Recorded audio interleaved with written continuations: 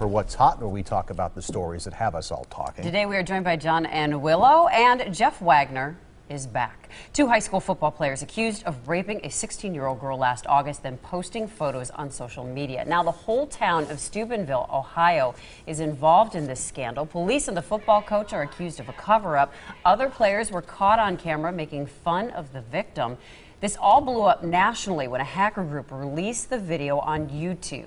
Question, is the new tactic of outing people accused in crimes online a way to get justice when the system fails, or is this just causing a whole new list of problems, opening Pandora's box? I don't know which one I dislike more.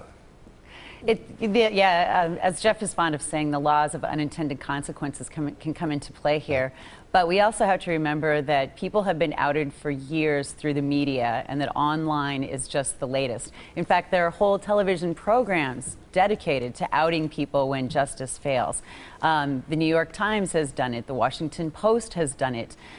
Journalists and reporters and authors have done it. This is just another medium for it, and especially in this case, it was warranted. Just think if we had never found out what had happened, and if that girl, that poor girl, as a victim, had never had her case come to light and be validated. Yeah. The answer to the question is actually both. I mean, the issue becomes, the phrase we're using, when justice fails. Because the truth is, in a lot of these types of cases, when this stuff comes out, it ends up making the prosecution more difficult. Now, that's something the prosecutors just have to learn to live with, because it's the reality of the world in 2013. So sometimes it makes the prosecutions more difficult. Sometimes it can have a backlash because of that factor. But nevertheless, this is the world we live in, and the truth is, if people have information, they are going to communicate it, especially in situations like this, where you have egregious behavior. And I think in the future, down the road, hopefully it'll protect another possible victim. When you have this culture, it needs to be addressed, and it needs to be changed, and now it's out there. But as to how it got out there, Jon Anne, you mentioned, that it's been going on forever. This wasn't even, the lowest rung tabloid TV show. This is a hacker group that snuck in and got this video somehow and put it out there. This isn't just without a hacker anybody's group, cooperation. Though. This is Anonymous, who are famous for lots and lots of famous hacks. Assange was the leader of that before he was caught. And so, and Anonymous is huge, and it's vast, and it's shadowy. But here's the thing, I mean, these people put this video out there. Right. I mean, it was out there. They made the video, and it was out there. Right, which is some of just the amazing thing, that people decide that, hey, we're going to film ourselves, we're going to take these videos ourselves, engaging in criminal and reprehensible conduct. Right. And it was on YouTube already. Yeah. So, why are we talking about the hacker group? These kids, they didn't give a crap. They put it up on YouTube. All they did was, all the Anonymous did was bring it to light. All right, coming up next, some Milwaukee moms are fighting for tougher gun control. News Radio 620 WTMJ. So Milwaukee mothers are being called to action in a national effort to tighten gun control laws. Mayors Against Illegal Guns running a TV ad in Milwaukee to promote the Demand a Plan website to end gun violence. For starters, it wants to ban assault weapons and high-capacity ammunition clips. Do we need more gun control laws? Oh, Jeff, I bet you're dying to take this one. I already know what I'm going to say, so. Well, I think it's time for Adult Swim. I think it's time to have a serious conversation about gun violence in this country.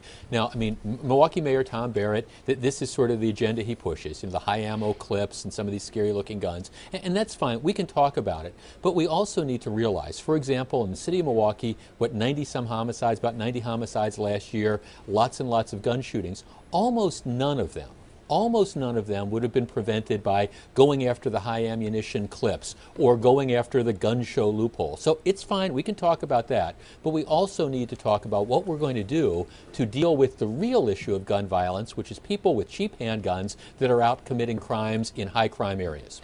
Well, let's look at what the Demand a Plan the Demand a Plan campaign is specifically addressing, and that's high ammo clips and semi-automatic assault rifles. In the last 30 years, there have been 52 mass shootings in the United States. 39 of them happened with legally obtained handguns. The majority of Americans now want stricter gun control laws, and this is a democracy. So the bottom line is it's time for stricter gun control laws if that's what the people vote. It is not up to the NRA to beat on the Second Amendment like they're trying to take it from our cold dead hands. People want stricter gun laws. If that's what they want, and that is the path to sanity for the majority of Americans, then it has to happen. Is it possible, though, to even have this? Is it possible to even have this conversation right now? We are so polarized right now. I'm looking at the Drudge Report. It's talking about executive orders on gun control is one of the options at the table. They have a picture of Hitler up there right now. But I think it's bigger than this. It's not, as we've seen this with is how the Connecticut polarized case, it's not just gun control, it's mental health. I mean, you have to keep broadening the circle. Yes, it's I mean, this might be the first step, but if we just do this and leave it and walk away, you're still going to have problems. And then the whole black market for guns is another Courtny, issue. that's why I'm talking about the need for Adult Swim, because you're right. Yeah, we can talk about, okay, the Newtown, Connecticut thing, but that's a horrible tragedy. There's no question about it. But if we're really going to deal with gun violence, let's look at what is contributing and what is causing the half dozen shootings that you have on any given night in an urban area, including the city of Milwaukee. And yeah, you can talk about the high ammo clips, and that's fine. I don't really care one way or the other. But that's not going to solve the day-to-day problem we have with gun violence. We need to confront more issues than that.